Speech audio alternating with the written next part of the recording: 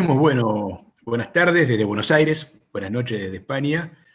Esta es una nueva reunión de nuestro ciclo de elecciones en el mundo, del Instituto de Sociología Política de la Academia Nacional de Ciencias Morales y Políticas. Nuestro tema de hoy son las elecciones en España. España tuvo hace algunas pocas semanas nomás elecciones autonómicas, regionales, y ahora, sobre finales de este mes, va a tener las elecciones generales. Y bueno, la idea es interpretar el proceso electoral en su conjunto y obviamente también pensar cuáles serían los componentes principales de las elecciones por venir.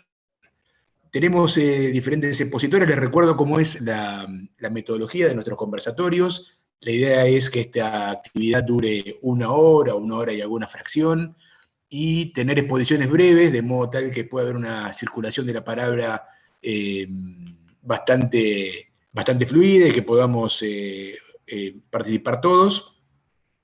Mientras esperamos a Manuel Alcántara, yo le pediría si quiere arrancar a Francisco Olucha Sánchez, que es del Departamento de Derecho Público de la Universidad de Salamanca. Y bueno, muchas gracias, Francisco, por estar acá con nosotros. Bueno, muchas gracias. Lo primero, ante todo, agradecer. Es un placer estar hoy aquí presente, ¿no?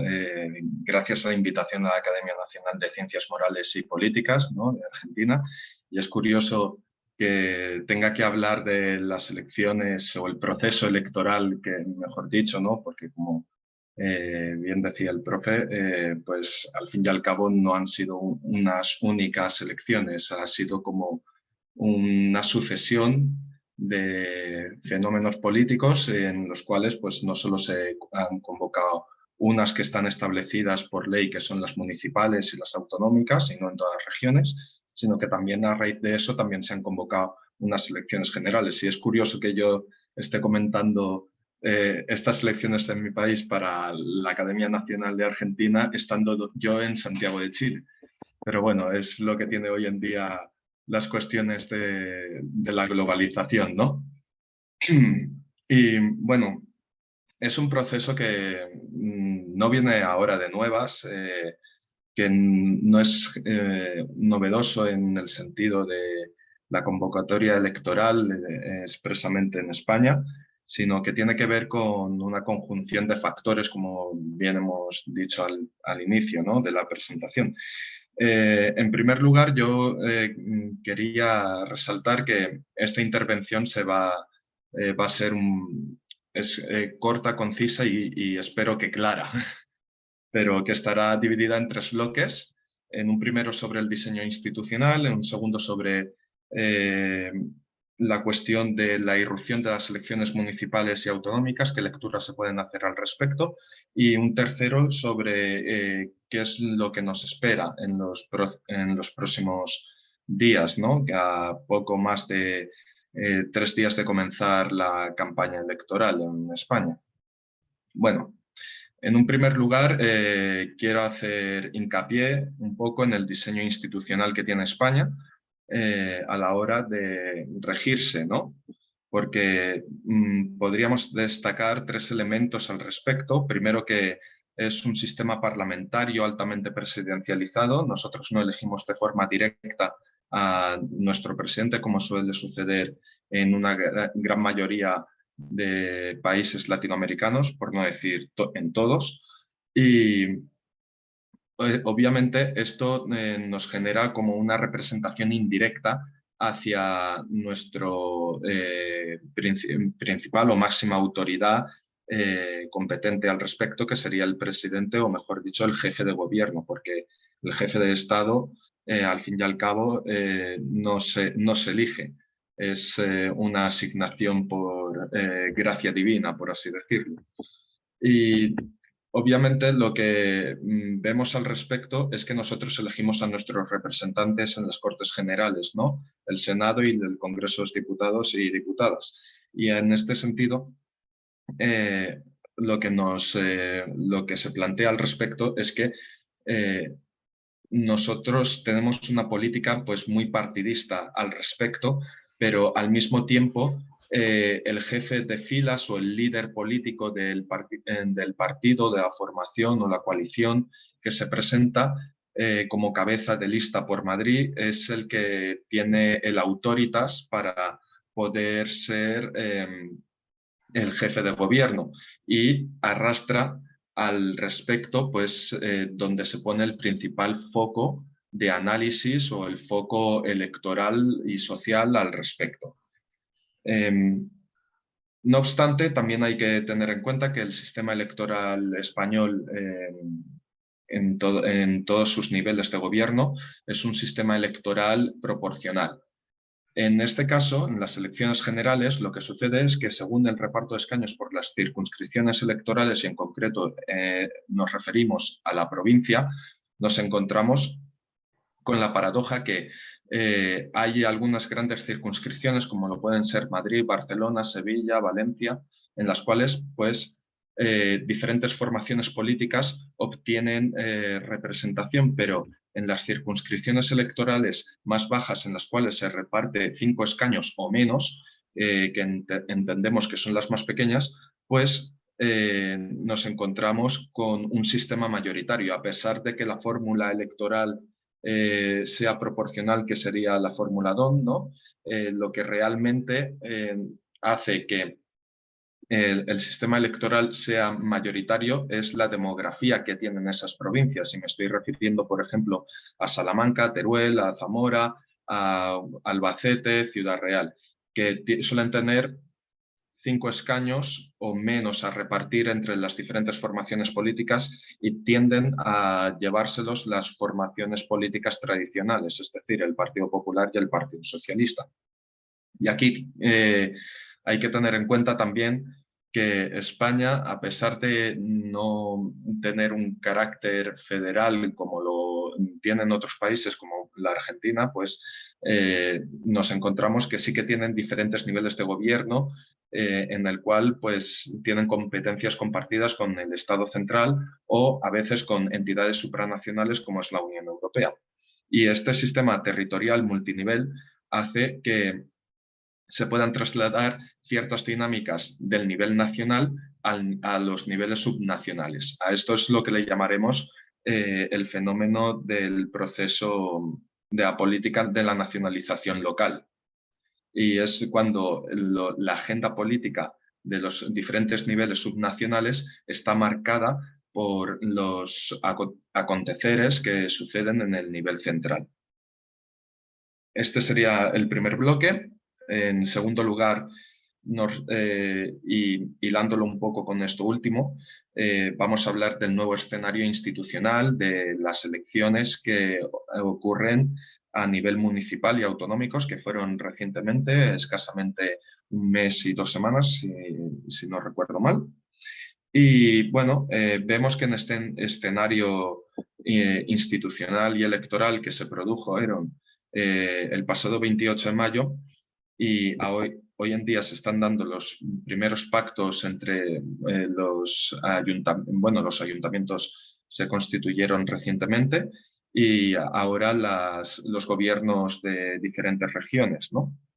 En los cuales podemos tener diferentes visiones al respecto, pero digámoslo así, que España tenía una visión bipartidista hasta no hace mucho tiempo, hace cosa de 10 años, y hoy en día nos encontramos en un acontecer totalmente diferente, un escenario de incertidumbre, porque ya no son los partidos tradicionales los únicos que obtienen una representación importante y tienen poder de chantaje para la hora de formar gobierno, ¿no? También se ha generado un multipartidismo por opciones políticas de ámbito no estatal, que les reconocemos con el diminutivo de PANES, ¿no? De partido de ámbito no estatal, que suelen ser formaciones de ámbito autonómico o en algunos casos de ámbito local.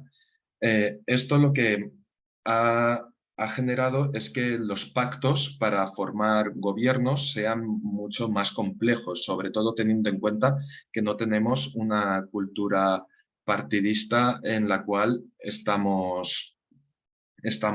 concebimos la coalición de gobiernos como una norma general.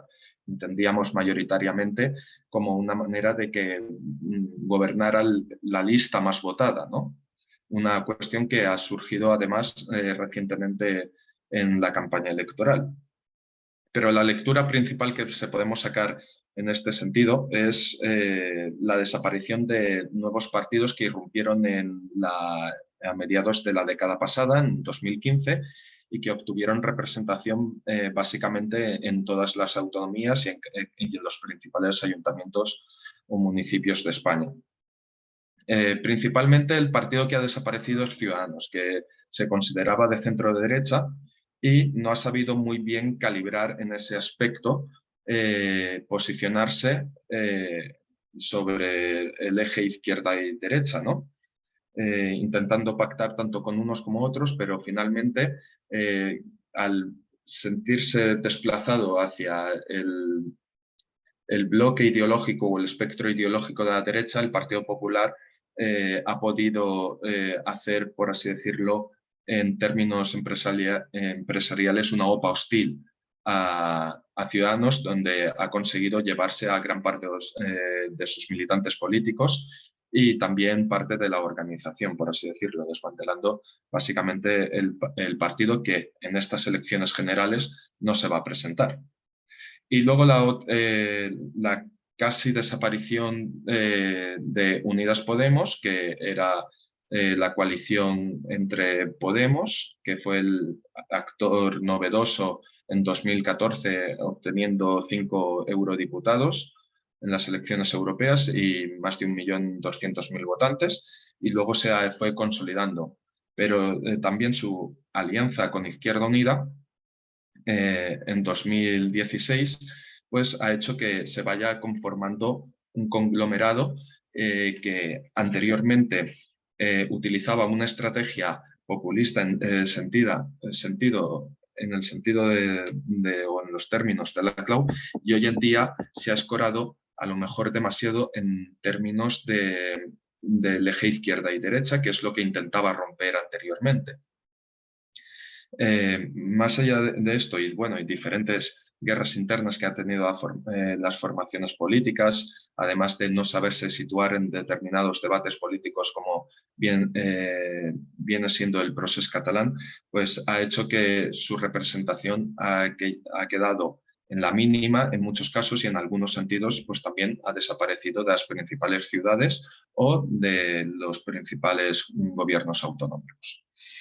Y luego, esto también el surgimiento de la formación política de ultraderecha denominada Vox, pues hemos podido ver que ha conseguido obtener unos buenos resultados electorales. No obstante, no son tan indicativos o no son tan prominentes como se esperaba, y en algunos casos el Partido Popular puede gobernar totalmente por su cuenta sin la necesidad del apoyo de esta fuerza política, como bien lo puede ser en Andalucía, en Madrid o en algunos sitios como, por ejemplo, Cantabria, que ha conseguido el apoyo de otro partido de ámbito no estatal, como es el Partido Regionalista Cántabro.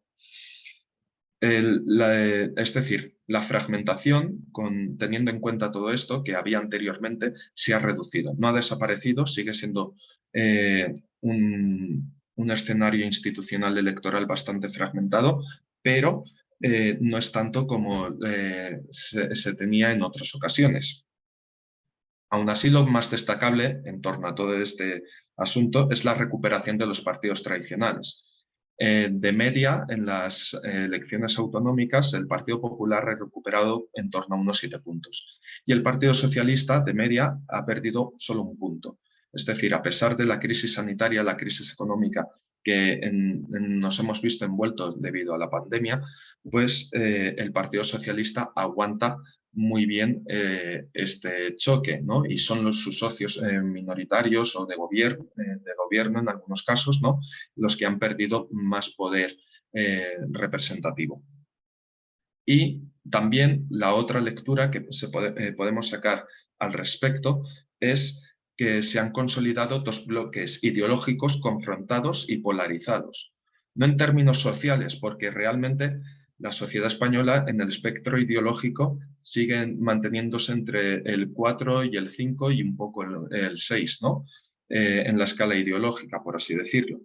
Pero en lo que viene siendo en políticas, discurso o estrategia, sí que vemos dos bloques bien diferenciados y confrontados.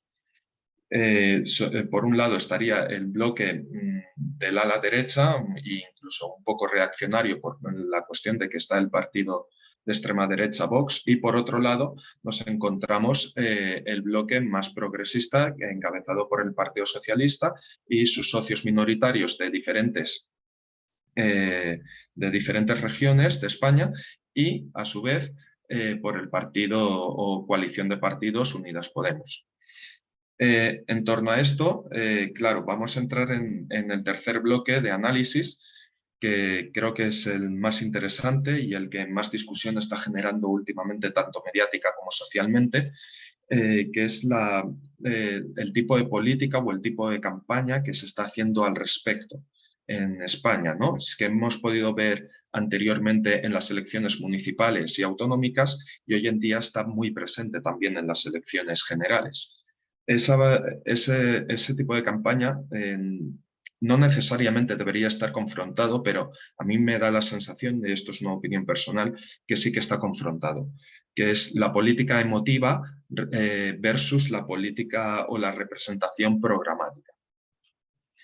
En la política emotiva podemos encontrar pues, cómo se despiertan ciertos sentires por parte de la ciudadanía para atraer tanto apoyo social como apoyo electoral por parte de los partidos opositores hoy en día, que serían el Partido Popular y Vox.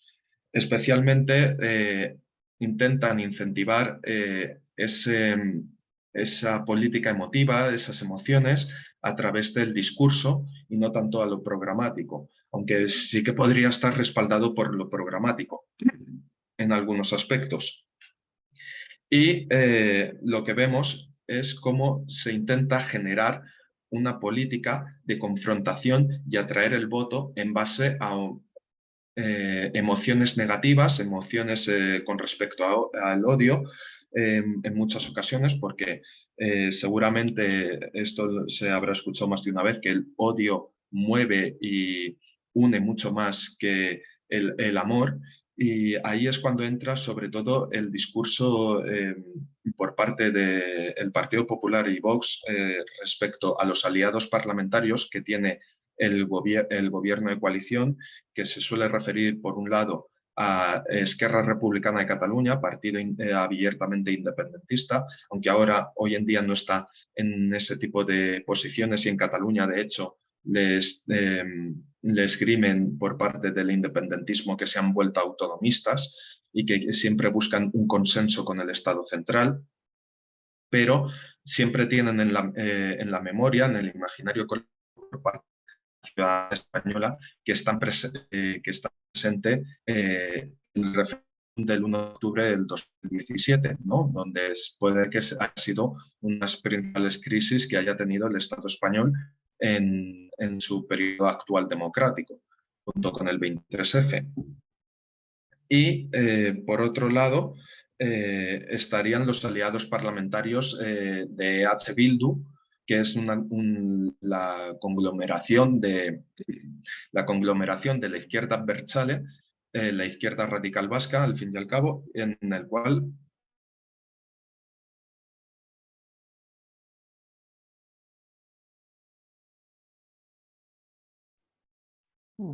perdimos la conexión.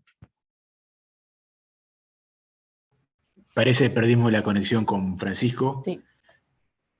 No sé si mientras lo recuperamos, no sé si algún otro de nuestros expositores quiere tomar la palabra, no sé si...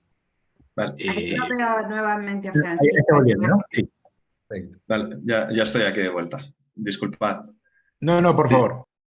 Y bueno, respecto a lo que decía también es cómo se intenta a veces esos aliados parlamentarios, como es el partido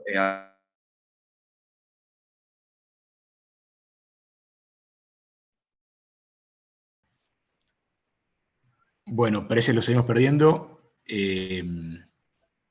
No sé si, bueno, también lo tenemos a Guillermo Pérez Sánchez conectado. No sé, Guillermo, si querés tomar la palabra vos. H. Bildu. Ah, no.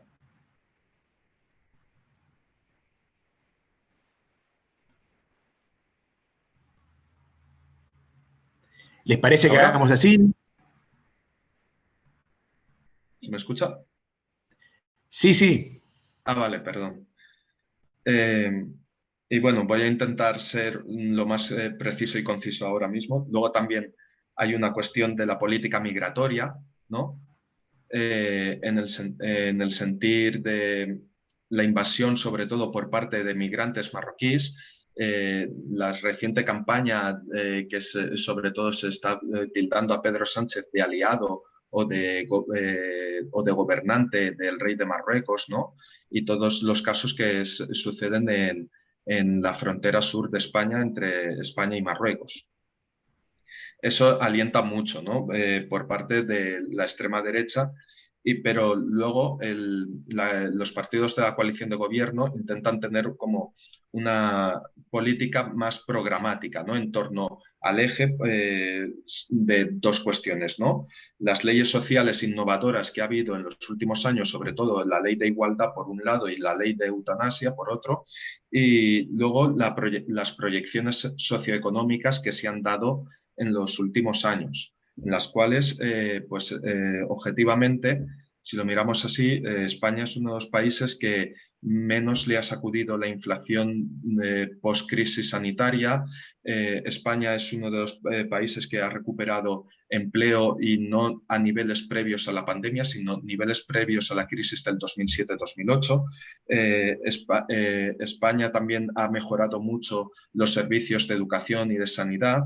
Y por otro lado también se remarca mucho la cuestión tecnocrática del liderazgo de Pedro Sánchez, ¿no? Que Pedro Sánchez a día de hoy es el líder de la Internacional Socialista, apoyando además a diferentes candidatos, como bien lo fue a Lula en las pasadas elecciones en Brasil o recientemente al candidato Efraín Alegre en el Paraguay. Aquí podemos ver cómo y además es una cuestión que está comenzando a entender sobre todo el Partido Socialista, que no solo tiene que hacer una campaña electoral en torno a las cuestiones programáticas que hay al respecto, sino también a las cuestiones emotivas, ¿no? Y de hecho, recuerdo muchas veces que el Popular es el partido que gobernando el 11 de marzo de 2004 se cometió el mayor atentado de la historia en España y fue el Partido Popular el que mintió al respecto. Y también recuerdan mucho que es socialista con quien se acabó con el terrorismo de ETA o que tiende la mano hacia Cataluña, dejando los niveles de independentismo mucho más bajos que en el gobierno previo de Mariano Rajoy. Entonces, ahora, en mi opinión, y por ir concluyendo un poco, se puede ver que hay como una confrontación entre la política emotiva y en la política programática, aunque el Partido Socialista esté conjugando un poco las dos hoy en día, tiende mucho más a la cuestión programática que a la emotiva, mientras el bloque reaccionario pues tiende mucho más a la política emotiva. Y bueno, muchas gracias y quedo atento para que conversemos más al respecto. Muchas gracias, Francisco, la verdad, muy, muy exhaustiva tu exposición. Muchas gracias. Bueno, Guillermo Pérez Sánchez, quien es catedrático de la Universidad de Valladolid, ¿está por ahí?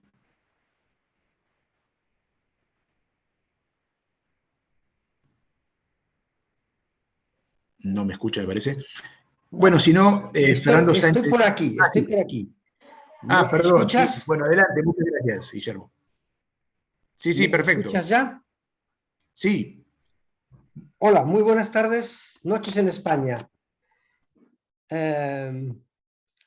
No sé realmente qué es lo que queréis que plantee o que diga, pero bueno, habéis visto que estamos en una situación enormemente compleja y las elecciones van a ser enormemente significativas a ese respecto. Unas elecciones que en principio nadie esperaba que se celebraran ahora, pero que después del revés de las elecciones municipales y autonómicas, pues evidentemente se van a llevar a cabo en poquitos días ya a ese respecto. Bueno, yo no sé si los que me escuchan están a la orden del día de la situación en España, una situación en la que yo creo que no valen los asertos de bloque progresista o bloque reaccionario, ultraderecha y nunca ultraizquierda.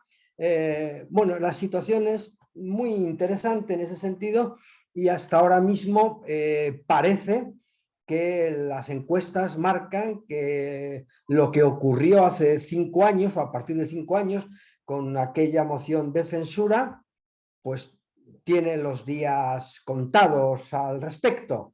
Entonces, bueno, pues vamos a ver qué es lo que pasa, pero parece ser que efectivamente la derecha y los aliados más a la derecha, lo que generalmente se llama ultraderecha, aunque bueno, sea más que discutible, pues efectivamente están poniendo sobre las cuerdas al partido gobernante que no tuvo reparos en llevar a cabo pactos con la ultraizquierda, que es lo que representa o significa Unidas Podemos y ahora representa y significa Sumar, por no hablar de los bloques evidentemente que proceden del independentismo catalán, reaccionario realmente, como es Esquerra Republicana, o evidentemente Bildu Etarra, como es el ámbito de Bildu en ese sentido. Me parece que se va a llevar a cabo una reacomodación de la política española y que en ese sentido las elecciones, bueno, van a ser enormemente interesantes y significativas al respecto. Es lo primero que quiero plantear o decir para, bueno, ir escuchando otros aspectos y poder entablar un diálogo, si procede, sobre todo ello, teniendo en cuenta efectivamente la enorme cantidad de puntos y de escaños en los que ahora mismo supera el Partido Popular al Partido Socialista, y que a pesar de los problemas que han generado algunas negociaciones para llevar a cabo gobiernos en diversas autonomías, se sigue manteniendo a ese respecto. Hoy se hablaba de que más de 50 escaños sacaba el Partido Popular al Partido Socialista. Se habla de que el Partido Popular estaría en torno a los 150-155 escaños. La clave está en ver si el Partido Socialista rebasa la línea de los 100 y la cuestión está evidentemente en ver en ese sentido la capacidad que tiene Vox de mantener su ámbito de actuación o si baja en la apreciación de apoyo popular en las elecciones. Por lo tanto, la cuestión ahora mismo sí que barrunta un cambio sustancial, fundamental, evidentemente, que hace mención al cambio radical y sustancial que ha venido de la mano de las elecciones municipales o de las elecciones autonómicas, en las que ha habido una pérdida de poder del Partido Socialista fundamental y no digamos ya una pérdida de poder de la coalición de ultraizquierda Unidas Podemos, que efectivamente tiene que verse consolidado o así se percibe en las próximas elecciones generales del 23 de julio. Es lo primero que quería decir a quien me ha dado uso de la palabra. Me parece que ha sido Julio quien lo ha hecho. Así es. Pues muchísimas gracias y sigo con vosotros. Bueno, muchas gracias, Guillermo. Está conectado Manuel Alcántara, bueno, es alguien muy conocido, bueno, con una trayectoria en la Universidad de Salamanca y además un gran latinoamericanista. No sé, Manuel, si me estás escuchando. Sí, sí, sí. Hola, buenas noches. Buenas noches, buenas tardes acá en Buenos Aires. Bueno, recién tanto Guillermo como antes Francisco hicieron, sobre todo Francisco hizo una descripción bastante exhaustiva, pero bueno, nos gustaría escuchar tu opinión sobre cómo ves el panorama en las elecciones por venir. Bueno, yo lo primero, disculpas a los dos por no haberos escuchado, o sea que no sé si voy a repetir alguna cuestión, seguramente sí. La segunda cuestión es que, bueno, por una cuestión tú lo has dicho en la presentación, yo trabajo sobre América Latina, no trabajo sobre política española, o sea que voy a hablar como un ciudadano que se interesa y que lee la prensa y algún artículo académico, ¿no? Eh, eh, Vamos a ver, hay que ver primero el contexto, bueno, el contexto mundial, yo creo, el contexto en el que nos estamos moviendo y que tiene que ver con una especie de cambio de ciclo o de puesta de largo, si se quiere, de la extrema derecha y de la derecha y de la extrema derecha, ¿no? O sea, esto que hace tiempo se veía como imposible y que se decía que en España era un caso atípico porque en España no había extrema derecha, bueno, pues esto sabemos que desde hace unos 8 años esta tendencia cambió y eso ya está aquí, ¿no? Y la extrema derecha está con una fuerza en una horquilla que va entre el 13 y el 15%, desigualmente distribuida en el país, eso es cierto, pero bueno, está ahí, ¿no? Esa es una primera consideración que tenemos que valorar. Segundo, hay un efecto también desgaste del gobierno. Es un gobierno y esto también lo hemos visto en otros países europeos, que es el que ha lidiado la pandemia, que es el que ha lidiado una serie de reformas importantes, para unos bien lidiadas, para otros no, pero el caso es que está desgastado, ¿no? Y sobre todo, también hay que recordar otra cuestión que me imagino que se habrá dicho, es el primer gobierno de coalición en la historia contemporánea española. O sea, desde el primer gobierno democrático en el 77 hasta ahora, nunca, todos los gobiernos habían sido monocolores, y este es el primer caso de un gobierno, ha sido el primer caso de un gobierno de coalición, una coalición complicada, con un partido tradicional, junto con un partido, o mejor dicho, una coalición de partidos donde estaba la vieja Izquierda Unida y ahí el Partido Comunista y la gente joven, la gente nueva, como sabéis, de Podemos. Entonces ha sido una coalición difícil, con gente muy inmadura en el gobierno, ¿no? Con gente con muy poca experiencia política, que han metido en algunos asuntos quizás no especialmente relevantes, pero que han metido la pata y que, bueno, se han echado la opinión pública en contra, ¿no? Entonces, todo esto hay que tenerlo en cuenta para entender que las encuestas hoy dan como partido más votado al Partido Popular, con una mayoría que es insuficiente para formar gobierno, y que esto le obliga a tener un socio en el gobierno que solo puede ser el partido de extrema derecha, el partido Vox.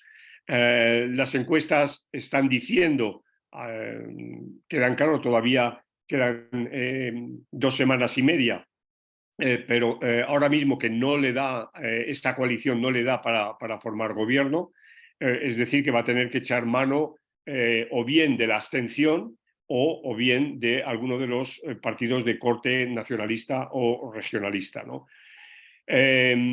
Todo esto con una incertidumbre muy grande, y es el tema de la participación electoral y del voto por correo, ¿no? Tenemos los datos de que se han batido los récords de petición de voto por correo. Hay que ver si se va a realizar, porque yo mismo, por ejemplo, yo he pedido hacer el voto por correo, pero yo viajo el martes que viene. Esto significa que si yo no recibo la documentación antes del martes que viene, no voy a votar. Y sin embargo he pedido el voto por correo. Entonces, como es mi caso, estoy convencido que le va a pasar a bastante gente. Entonces, no sabemos cómo esto va a influir en temas de la participación, y es otro elemento, por consiguiente, para incorporar a la incertidumbre, ¿no? Esto es lo que os puedo decir así de entrada. No sé si hay algo más así que queráis saber o no sé. Muchas gracias, Manuel. Bueno, la idea es que después de las exposiciones podamos conversar entre todos y ahí seguramente se te podrá hacer preguntas. Bien. También conectado a Fernando Vilches, quien es catedrático de la Universidad Rey Juan Carlos de Madrid. Fernando, bueno, todo tuyo. Hola, buenas noches. ¿Me escucha bien? Sí, muy bien. Sí. Bueno, vamos a ver, yo soy más lingüista que politólogo.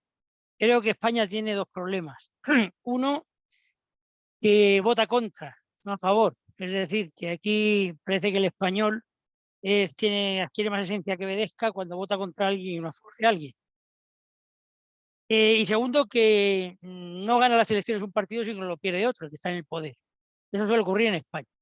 Aparte de esto, hay una cuestión que es semántica. Escuchando yo a mis predecesores, veo que se usa con facilidad lo de ultraderecha con un partido, que es verdad que está muy a la derecha, pero que jamás ningún comentarista, ningún periodista dice ultraizquierda cuando habla de pues, Unidas Podemos o de algún partido que está en esa acción. Decía que semánticamente, porque si el PNV, que es el Partido Nacionalista Vasco, o Esquerra Republicana son progresistas, pues yo soy el obispo de Roma, vamos. O sea, porque son partidos de derecha, son absolutamente conservadores. Lo que pasa es que tienen una clientela muy fija, muy leal, son partidos absolutamente colocadores de amiguetes, son una agencia de colocación de empleo, y perder el poder para un partido nacionalista tipo PNV, es que a Republicana, ahora lo que le ha pasado al Partido Nacionalista Cántabro, pues es una gran tragedia. ¿Por qué? Fíjense ustedes, y lo voy a decir sin tapujos y con toda sinceridad, porque en muchísimos partidos de izquierda la gente se profesionaliza con la política y no es profesional de nada. Yo exigiría en España una ley, dos cositas. Una, un dictado a los que quieren meterse en política, a ver si saben escribir, porque realmente no saben escribir. Ya leer es más complicado, pero escribir no saben los políticos españoles, la mayoría. Yo les sometería a un dictado de los que me ponían a mí de pequeño en la escuela, porque es la única profesión para la que no se exige ningún tipo de prueba, es para ser político. Y da mucha pena que tengamos en España, a la derecha y a la izquierda, políticos que no tienen ninguna solvencia absoluta. Decía ahora Manuel Alcántara que en España, parte de que han tenido personas en esta coalición con poca experiencia, y es verdad, ingenuas puede ser, pero que ha dicho Manuel que han metido la pata en cuestiones no muy importantes. Yo creo que en una muy importante, que es la ley del solo sí es sí, más que nada porque ha sacado a la calle un montón de violadores y se han empecinado en el error. Como decían los latinos, errare humanum est. Sí, pero como decía Montaigne, pero lo grave es perseverar en el error. Y aquí en España perseveramos en el error con mucha facilidad. He oído a Fran hablar de confrontación. Y yo, como soy lingüista, me gusta mucho precisar. En España no hay confrontación, por desgracia. Ojalá hubiera confrontación. Es decir, cotejar ideas. En España hay enfrentamiento. Se enfrentan, si es verdad que hablaba Fran de lo emotivo y lo pragmático y lo programático, y es verdad que las emociones están a flor de piel y que España se presta, como decía Manuel y Guillermo, a un futuro muy incierto. Tenemos primero un hartazgo de elecciones. España sale a elección por cada 2 años. Esto no puede ser. Ni comunicación, somos el país más rico del mundo. Tenemos un montón de elecciones, un montón de gobiernos, un montón de asesores, un montón de coches oficiales. Esto es un despilfarro absoluto, ¿no? Entonces, estas elecciones, lo que se está dilucidando un poquito es entre si esa coalición como experimento, es verdad que decía Manuel, que la primera vez que en España hay un gobierno de coalición, y es verdad que es un experimento, para unos ha salido fallido y para otros no, si España quiere volver al bipartidismo imperfecto o quiere seguir con una multitud de partidos, ¿no? Entonces yo, para no ser más extensivo, quiero decir que hay un problema semántico muy grande, porque toda la prensa, la mayor parte de la prensa, con mucha facilidad habla de ultraderecha, y es verdad que Vox es un partido con ideas a veces excesivamente extremistas, pero tan extremistas como lo son los de Unidas Podemos y toda esa coalición de partidos, que son la ultraizquierda, y ahí no se habla de ultraizquierda. se habla de progresismo, de una izquierda diferente, y miren ustedes, progresista es todo aquel que quiere progresos en su país. Yo creo que ustedes, los que están aquí hoy, esta noche, que por cierto me he dado las gracias al Instituto, a Rosendo, a Julio y a Carlos por haberme invitado. Muchísimas gracias, por supuesto, porque es un detalle y yo no soy prácticamente nadie. Fuera de la política llevo muchos años, tuve unos años metido en ella, pero me espanté y me fui. Y desde que estoy en la universidad, que es otro nido de víboras, como ustedes muy bien saben que hay tres clases de enemigos: los de la guerra, que no se conocen y no se odian, pero se matan; los enemigos de los partidos políticos, que se conocen, se odian y a veces se matan; y el peor enemigo es el compañero de departamento de facultad, cosa que yo he experimentado muy bien, ¿no? Entonces, obviamente, quiero decirles que es muy interesante lo que viene, es muy incierto. Hay gente que dice claramente que va a perder Sánchez porque, bueno, lo ha hecho muy mal, y otros, bueno, que va a perder Feijóo porque Sánchez agarra el poder. Ya veremos lo que pasa. Yo no quiero decirles más que una cosa, y es que ojalá lo que salga sean políticos capaces de hablar entre sí, solamente eso, de hablar la derecha con la izquierda, que son ya incluso obsoletos marbetes, pero que lo que salga, por favor, en España, que sean capaces de hablar unos con otros para que podamos empezar otra vez a reconstruir esa transición tan bonita que por primera vez España solucionó un problema gordísimo, que es una dictadura, la solucionó sin Goya. No necesitamos un Goya que nos pintara las pinturas negras, ¿no? Yo es lo que les quiero decir esta noche, y perdonen, espero no molestar a nadie con esto, pero yo soy más lingüista que político y creo que la semántica es fundamental a la hora de definir las cuestiones. Muchas gracias. Bueno, muchas gracias, Fernando. No sé, bueno, Carlos de Agostino es politólogo argentino, pero sigue mucho los temas de España. Si querés tomar la palabra vos.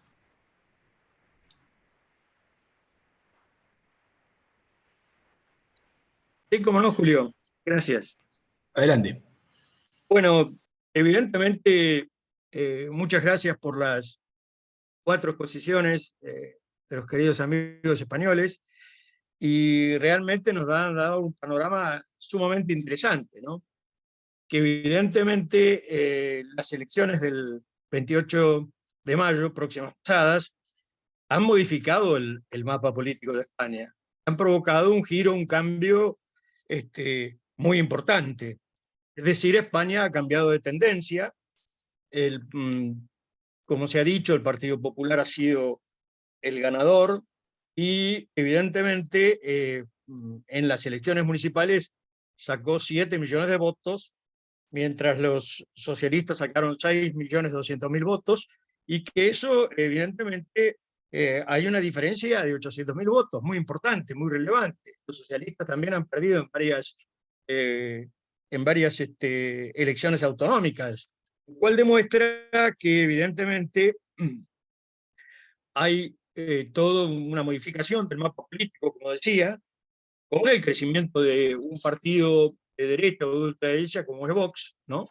Que evidentemente va a estar presente en los parlamentos, ha duplicado los votos, y que su rol será determinante en varias comunidades autónomas, ¿no? Podemos y Izquierda Unida, que digamos eran aliados, en este momento el bloque de la izquierda parece desmovilizado, ¿no? Han perdido representación en las Cortes Valencianas, en las asambleas de Madrid y Canarias, también en el ayuntamiento de la capital, ¿no? Y esto es un hecho altamente relevante. Aquí Franz planteaba el tema de los bloques, y también Pérez Sánchez hizo mención sobre eso.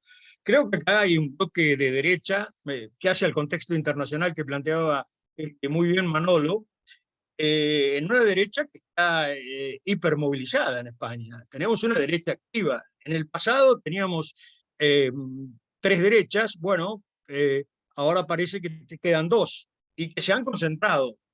Estas derechas no están regalando la división del voto que había hace 3 años atrás, sino que el elector español está más concentrado, me parece, en un voto que le puede hacer mucho daño a Pedro Sánchez. El bloque de izquierdas, el PSOE, Sumar, no sabemos cómo será. Yo creo que no va a perder tanto. Digamos, el PSOE va a estar, si bien un poco, va a subir un poco, eso es lo que quiero decir, en la elección no va a estar tan abajo como la elección del 28M. Ahora bien, importante, aquí se han planteado algunos temas sobre cuáles son los puntos de presión de los electores. Esto es un tema que nos determina como interrogante, como pregunta fundamental, es decir, ¿por qué votaron de esa forma? Bueno, aquí se ha mencionado las preocupaciones principales, según nosotros, claro, nosotros acá nos informamos fundamentalmente por algunos medios de comunicación, y entonces vemos a Machiavilla o vemos el programa El Hormiguero, o seguimos, por ejemplo, al CIS, al Centro de Investigaciones Sociológicas, es decir, abrevamos en artículos también periodísticos, y creo que es muy importante determinar los problemas que tiene la sociedad española, ¿no? Aquí Franz ha hablado sobre el tema de la inflación. Me parece que en el tema de la inflación es una piedra en el zapato, porque el 42% de los, en el barómetro de febrero, el 42% de los españoles estaban altamente preocupados por el tema de la inflación. En febrero era 7,4. Otro tema es el poder adquisitivo de los ciudadanos. Yo acá tengo una hija que está en el Zoom, que vive en Madrid, y bueno, me lo cuenta casi diariamente. El tema del paro es un tema recurrente, el tema del paro, el desempleo, que es el más alto de Europa también. Aquí Franz se refirió también a esto y me parece muy importante, ¿no? Los problemas políticos, yo realmente me preocupa, veo muchas cosas que escuché cuando era chico, en una familia que estaba dividida, por supuesto, que tenía el alma de Nardo del lado español, pero estaba dividida entre los franquistas y los de la República, ¿no? Y con muchos problemas. Yo creo que hay una polarización, pero hay una encuesta muy interesante que hizo el Instituto de Catalán. Hay dos institutos que hicieron una encuesta sobre el tema de la polarización en España. La polarización no está en la sociedad española, está en la política. Es decir, y muy bien aquí lo precisaba recién uno de los disertantes, el tema de que la gente, digamos, la preocupación principal del ciudadano español es la falta de acuerdos y entre los actores políticos, por supuesto, y la inestabilidad política. Lo que está buscando el elector en España en este momento, me parece, es una estabilidad política. Es decir, concretamente como ocurre aquí, ¿no? La gente no quiere que los políticos se peleen. Entonces, uno de los temas que también me quedó, puso Franz y Pérez Sánchez, es el tema de la vuelta o no al retorno al bipartidismo o al multipartidismo. Eso me parece que es importante y creo que eso puede definir a futuro algunas cosas, ¿no?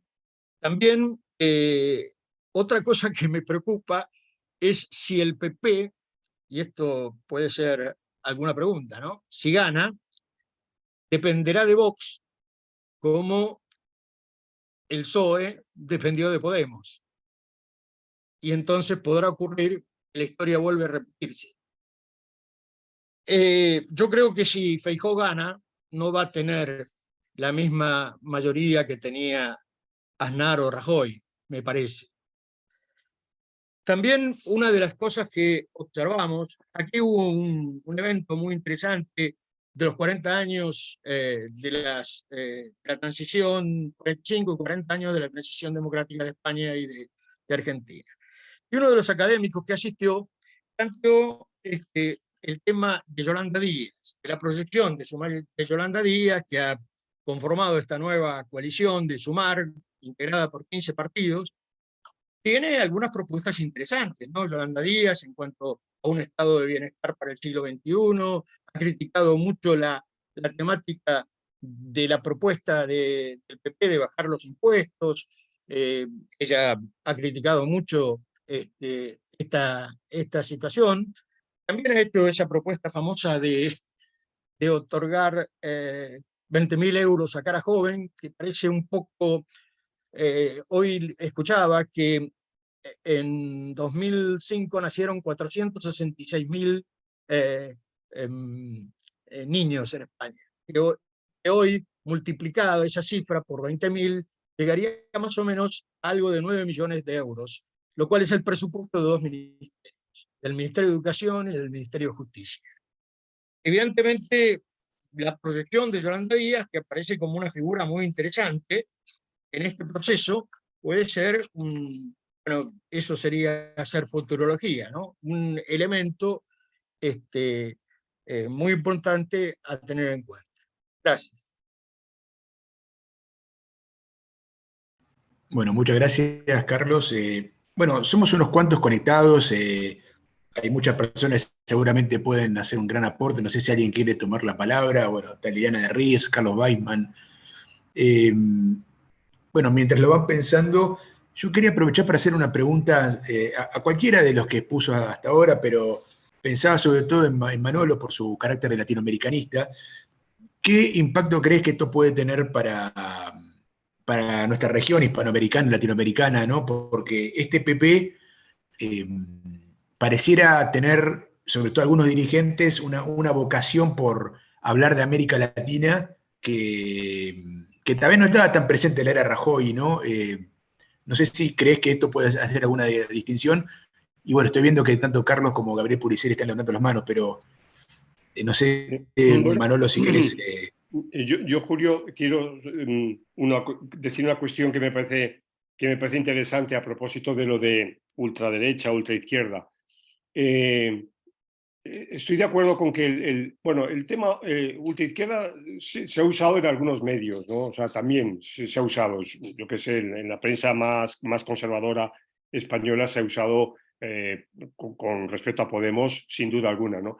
Pero yo creo que lo que caracteriza el extremo en la derecha en España, y esto lo ligo con la pregunta que me haces a propósito de su proyección para América Latina, es que, la posición de Vox es, por decirlo muy suavemente, ambigua con respecto al orden constitucional. O sea, es decir, ambigua con respecto a las reglas de juego, ¿no? Es decir, dicho de otra manera, si Vox llegara al poder, cuestiona la Constitución. Y eso le hace estar más allá, ¿no? Más allá del PP. Por ejemplo, el PP no cuestiona la Constitución, en ningún momento cuestiona la Constitución. Tiene su visión de determinadas políticas que serán distintas a las del Partido Socialista, pero no cuestiona la Constitución. Sin embargo, Vox sí la cuestiona, ¿no? Entonces yo creo que eso es muy importante porque usando la terminología de Juan Linz, le hace ser una especie de oposición semi-leal. No oposición leal, sino en la situación que está ahora, sino semi-leal, ¿no? en el libro de la quiebra de la democracia. Y eso me parece que es lo que es serio y lo que vincula a Vox, que se está moviendo y que lleva moviéndose tiempo en América Latina con distintas fuerzas de América Latina, ¿no? O sea, Vox está hablando de, perdonad, pero ahora no me acuerdo si el término que hablan es del iberespacio o una cosa así, para hablar del mundo en el que Vox quiere tener influencia. Mundo que, por otra parte, el PP tiene muy poca influencia. Yo creo que el PP tiene poco interés en América Latina, por lo menos desde luego el gobierno de Rajoy fue un gobierno muy alejado, ¿no? Rajoy, persona a la que le gustaba muy poco viajar, viajó en muy pocas ocasiones a América Latina y realmente, de acuerdo que él llega llega al gobierno en una situación económica muy delicada en España y que, bueno, hay cuestiones en el interior de España que le llaman más la atención y además también recordemos que va a tener que sufrir todo el asunto catalán y demás, pero su proyección en latinoamericana fue muy escasa. Y sin embargo yo creo que Vox tiene ahí ahí tiene una especie de relato, ¿no? y que están cultivando, ¿no? De manera muy, yo diría, muy tradicional, ¿no? Tradicional en clave pues, de la hispanidad y estos asuntos, ¿no?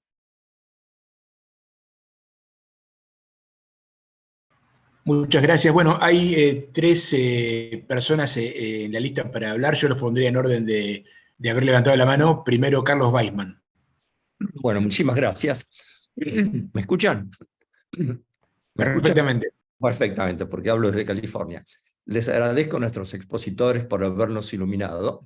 Realmente estamos aparentemente ante un cambio de ciclo en España que replica lo que estamos viendo en otros países de la región, como Italia, y lo que podría pasar en Francia si hubiera elecciones hoy, ¿no es cierto? Un giro hacia la derecha. Yo me acuerdo hace unos 15 o 20 años, Juan Díez Nicolás, un distinguido sociólogo español que trabajó muchísimo sobre opinión pública, explicándome que en España había una mayoría estable de centroizquierda. Bueno, evidentemente eso no es el caso. Tengo una pregunta específica y no sé cuál de nuestros colegas españoles es el que tiene más ganas de responderla, que se refiere a Vox. ¿Cuál es o qué sabemos sobre la base social de Vox? Gracias.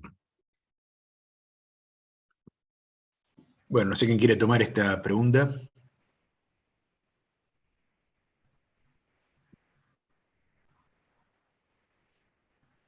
Bueno, Francisco tiene la mano levantada, tal vez podamos aprovechar y... Bueno, puede empezar él y luego podemos completar lo ¿cómo que él pueda decir. Yo esperaba que hablara Gabriel, que tenía la mano antes que yo levantada, y luego le iba a contestar al profesor Carlos Weisman. Bueno, hagamos así entonces. Me parece bien que Gabriel tome la palabra y después quien quiera responder la pregunta de Carlos. ¿Qué tal? Buenas tardes. Yo quería simplemente contribuir dos ideas pequeñitas. Una era una lectura de los datos del CIS del 16 de junio, poco tiempo después de la convocatoria a elecciones, donde efectivamente se verifica inmediatamente que el PP empareja su intención de voto en esa tanda de la recolección periódica de datos que hace el Centro de Investigaciones Sociológicas con el Partido Socialista, pero que muestra cómo Sumar, el proyecto de Yolanda Díaz, está a algunos puntos por delante de Vox.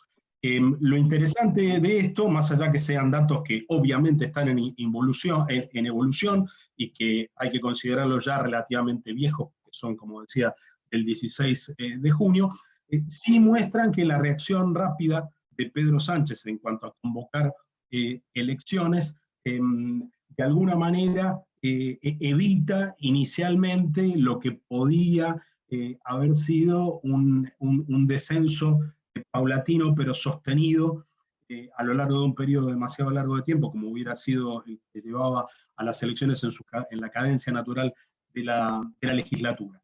Esta como una primera cuestión, ¿no? De que la capacidad que tiene el presidente del gobierno de dar el silbato de largada de la carrera en la primera medición demoscópica del CIS, que la traigo a colación sabiendo que hay multiplicidad de encuestas, pero el CIS siempre resulta una referencia interesante porque uno puede remitirse a una serie histórica muy larga, y eso sabemos bien, los que hacemos sociología política siempre tiene un valor importante para el análisis.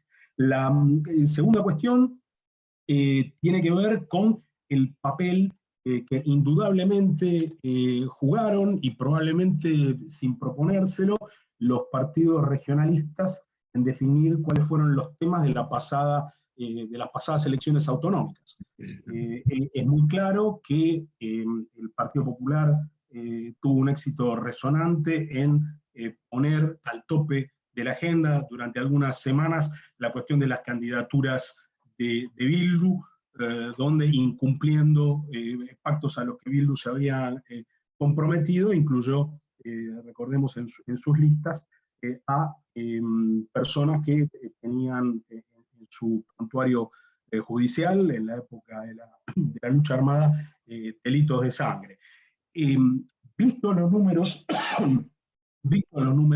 del CIS, pero en este caso mirando prácticamente cualquiera de las encuestas que han sido publicadas hasta ahora, podemos tener la certeza de que por una cuestión de la matemática de las Cortes, los partidos nacionalistas, los partidos de las comunidades subnacionales, van a tener de vuelta un papel muy importante, probablemente en la formación de futuros gobiernos. Se dijo ya acá en una de las intervenciones que ya sea el voto favorable o la abstención de esos partidos puede volver a decidir quién se sienta en la Moncloa después de las elecciones. Me parece que es otro factor importante, y que mientras el Partido Popular y el PSOE, los dos principales partidos, estén más cerca del 30 que del 40% de los votos, esta realidad de los partidos regionales como determinantes es importante. Nos viene bien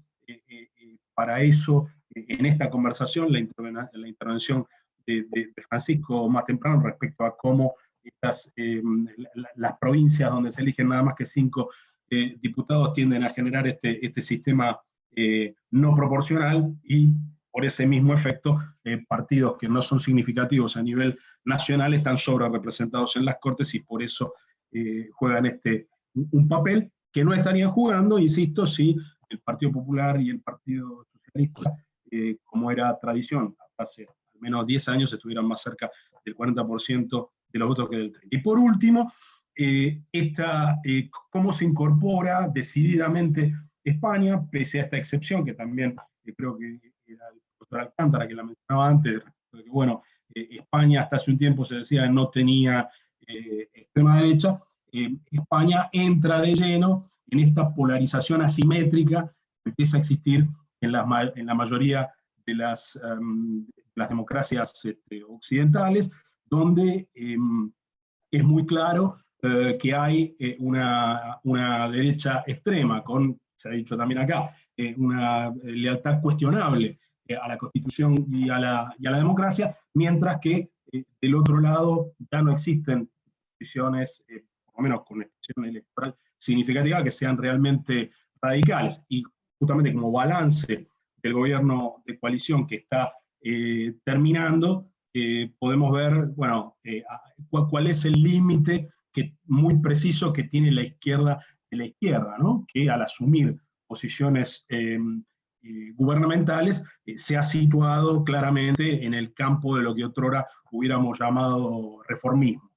Y me parece que esa es una nota de las democracias contemporáneas que es realmente muy, muy notable. Lo decía Carlos D'Agostino recién, cuando hablaba de la propuesta de Yolanda Díaz respecto de esta asignación a los recién nacidos. Justamente Yolanda Díaz, teóricamente situada a la izquierda de la izquierda, toma esa propuesta de Enrico Letta, el ex secretario del Partido Democrático de Italia, un partido que teóricamente está situado en la centroizquierda, pero que muchas veces a lo largo de los últimos años ha tenido más bien posiciones centristas, ¿no? Y eso creo que es un indicador más de cómo es de asimétrica esta polarización política que existe hoy en España y en prácticamente todas las democracias contemporáneas. Muchas gracias. Muchas gracias, Gabriel, muy, muy interesante. Bueno, ahora sí, Francisco, no sé si estás... Sí, ¿se me escucha? Sí, perfecto. Vale, perfecto. Respecto Se han tocado varias cuestiones y voy a intentar ser así como muy preciso y conciso, ¿no? Sobre la vocación latinoamericana, bien lo ha dicho el profesor Manuel Alcántara, que no veo al Partido Popular con mucha voluntad desde la época de Mariano Rajoy, ¿no? Fue un líder muy doméstico, por así decirlo, pocos viajes y los pocos que tuvo fue mayoritariamente a Europa. Y Vox sí que está tomando el guante y tejiendo relaciones sociales con diferentes homónimos en América Latina, por ejemplo, aquí en concreto en Chile con el Partido Republicano.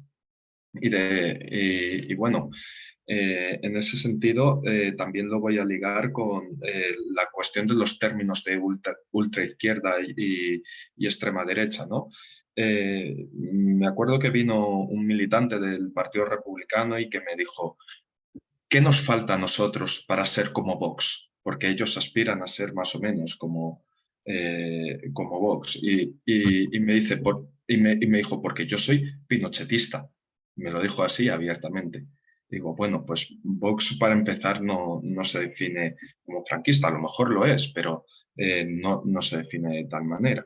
Entonces, claro, en esta cuestión, cuando veo yo este tipo de actitud, este tipo de discurso, además que se suele tener, sus analogías que se hacen muchas veces, y en concreto no las hago yo, las hace el politólogo Casmut, es en unos términos muy autoritarios, nacionalistas y conservadores tradicionales, ¿no? Lo que viene siendo, lo que llaman en términos Galtán, ¿no? Sería el TAN, el tradicional, autoritario y nativista, perdón, no nacionalista.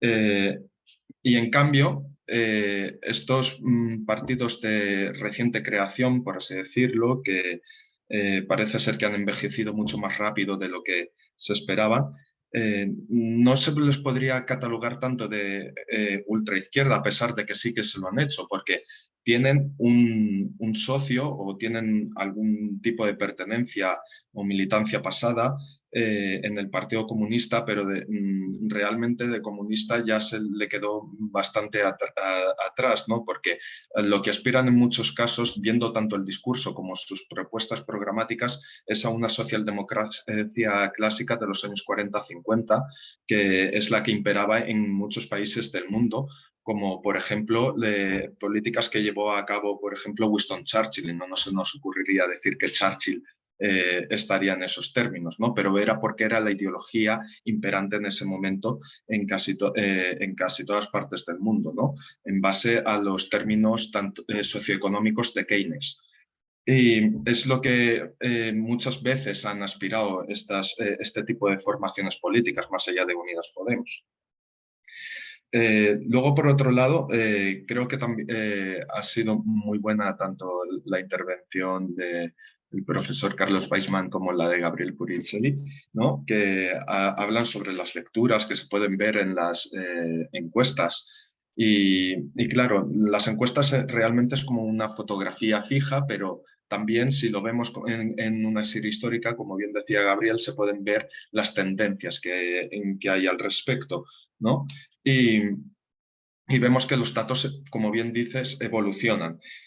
Además, en unos tiempos muy convulsos, con mucha volatilidad. No digo que esto sea bueno o malo, simplemente es así. En la última década ha sido muy convulsa y muy volátil, ¿no?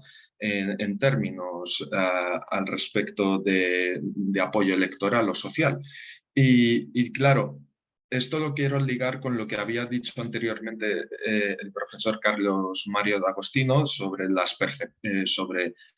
cómo teniendo esos datos, esas proyecciones económicas que son reales, son datos objetivos, ¿no? Se han conseguido niveles de paro previos a la crisis del 2007, se ha impedido que la inflación está en torno a un 10% más o menos en España, y comparado con otros países, tanto de Europa como del resto del mundo, es como un gran éxito, ¿no? Haber contenido esa cuestión. Hay una pregunta del CIS que a mí me llamó mucho la atención, que era cómo consideraba su estatus socioeconómico actual como muy bueno, malo o muy malo.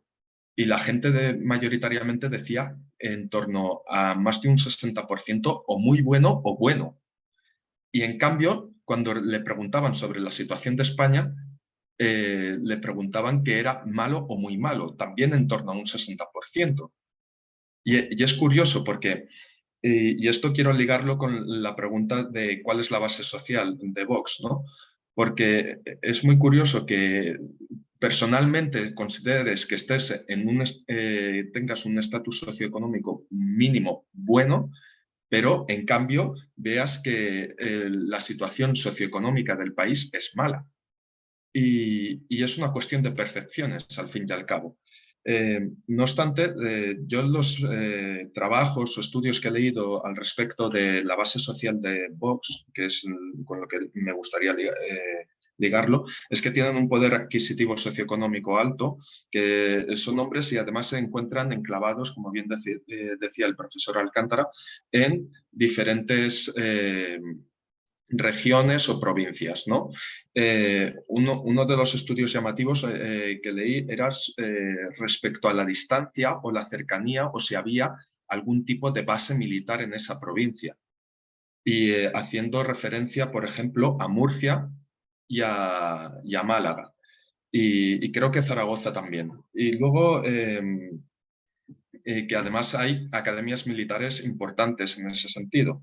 Y luego también había otra cuestión sobre la migración. Esto lo discutí con la profesora Mercedes García Montero, que hablábamos sobre qué es lo que llevaba a cabo o definía muchas veces eso que llamamos populismo de derechas, ¿no?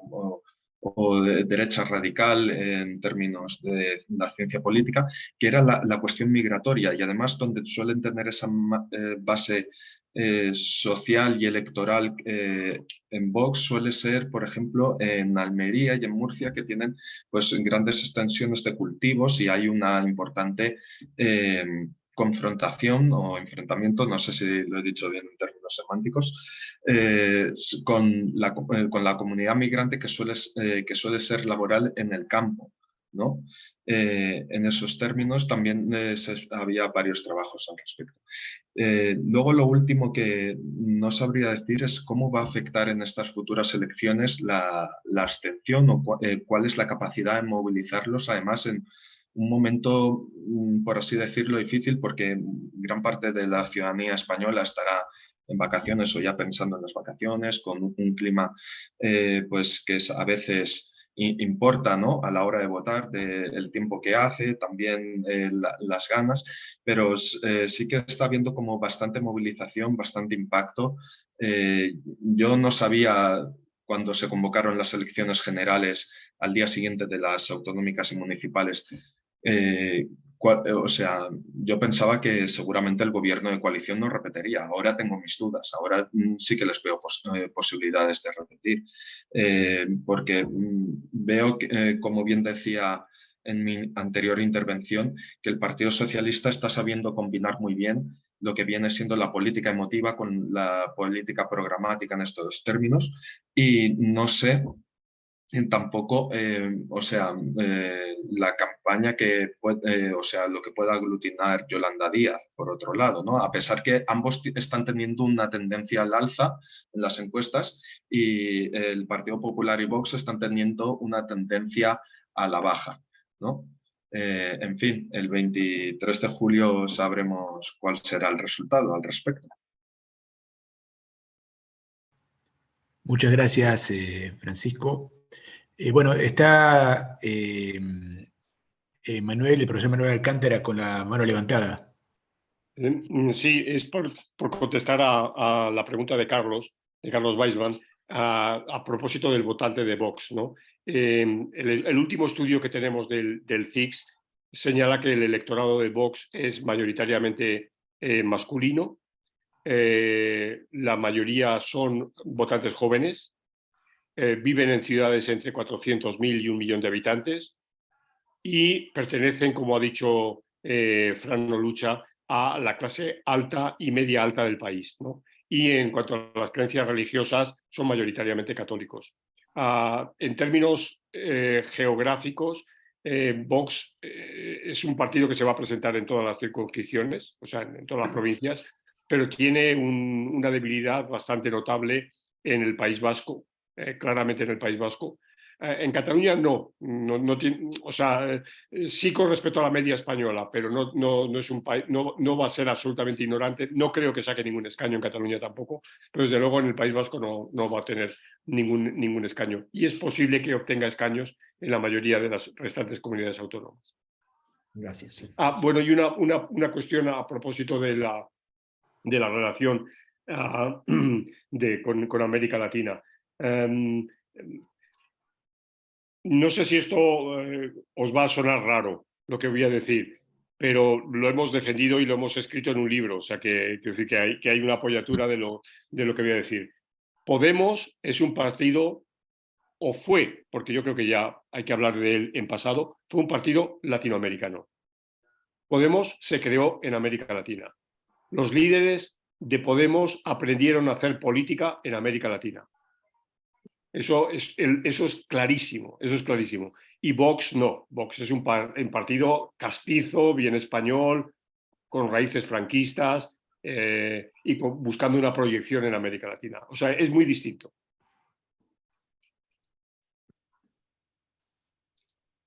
Muy bien. No sé si alguien más quiere hacer algún... Liliana está pidiendo. Adelante. No se te escucha. Ya estaba muteada. Muy breve, yo quería señalar justamente este origen de Podemos en la política española, surgido en América Latina con mucho impacto, pero además señalar que el inquietante para los argentinos, o por lo menos para algunos, resultados de las elecciones y la actual coyuntura española, es porque de alguna manera es un espejo de nuestros problemas. Y esto es muy inquietante, porque este giro a la derecha nos trae una especie de Vox nuestro, que es Milei, y que realmente es una novedad en el arco político argentino, y es una una ultraderecha o derecha radical que efectivamente está globalizada, que es amiga de Vox, y que ha cambiado la configuración, es parte del sistema político, ha cambiado la configuración del sistema político argentino, y ninguna de las dos grandes coaliciones, por lo menos por ahora, llega al 40% de los votos.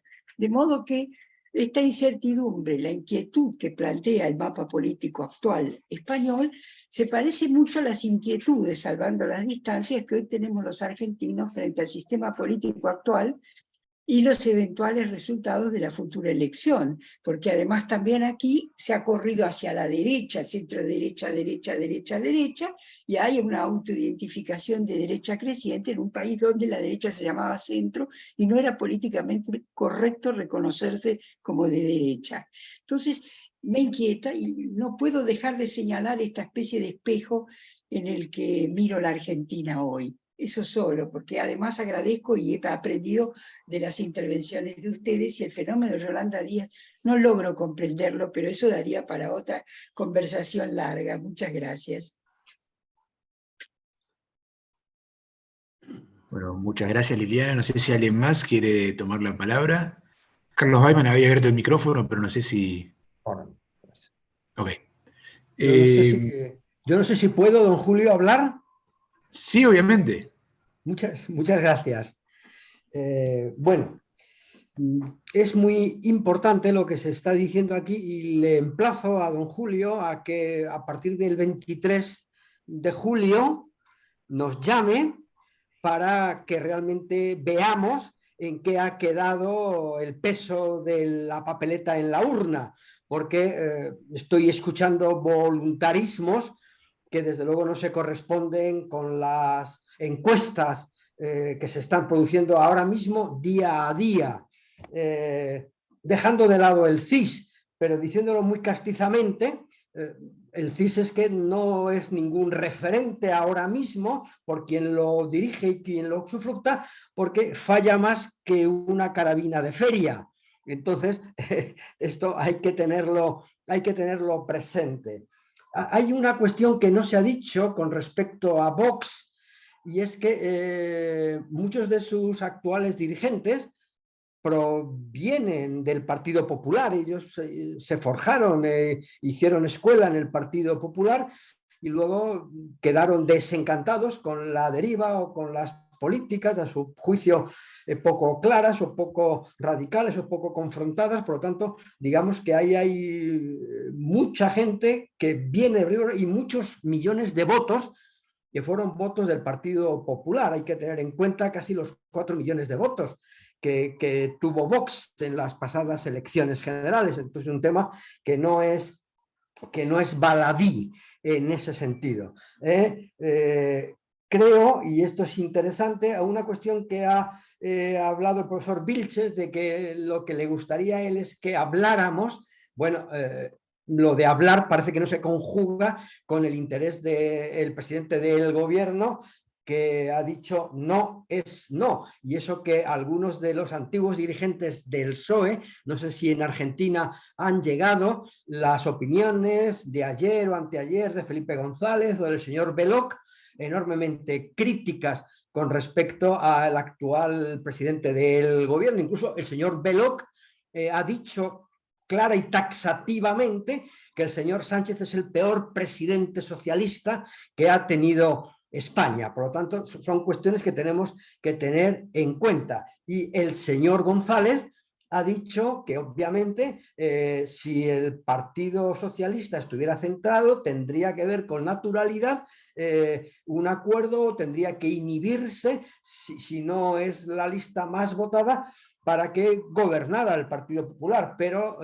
rápidamente salió en esta excursión de feria que está haciendo el señor Sánchez, salió diciendo que no es no. Entonces, son cuestiones que creo que hay que tener claro al respecto.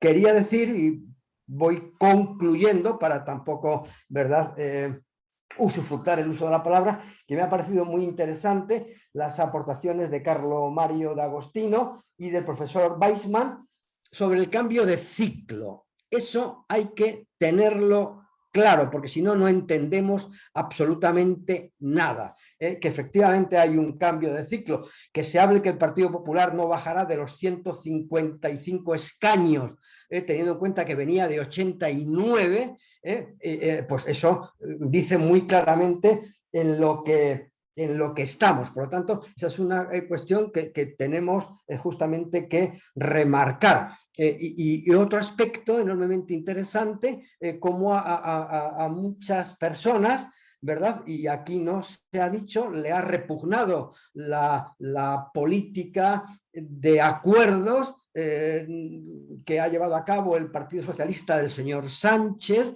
que incluso ha dado a ese giro popular de que te vote chapote, que es una de las cuestiones, ¿verdad?, que yo creo que más ha castigado la acción política socialista en ese sentido. Y aquí se ha hablado de la señora Díaz, y evidentemente, bueno, pues mucha gente piensa que no es nada absolutamente y que está catapultada para dejar de lado ciertamente a Podemos y a lo que significa Podemos, al que están, grupo político al que desde el PSOE y la señora Díaz le están ultrajando, le están ninguneando. Creo que eso también lo tenemos que tener en cuenta. Es lo que quería decir por ahora. Muchas gracias, don Julio. Bueno, muchas gracias.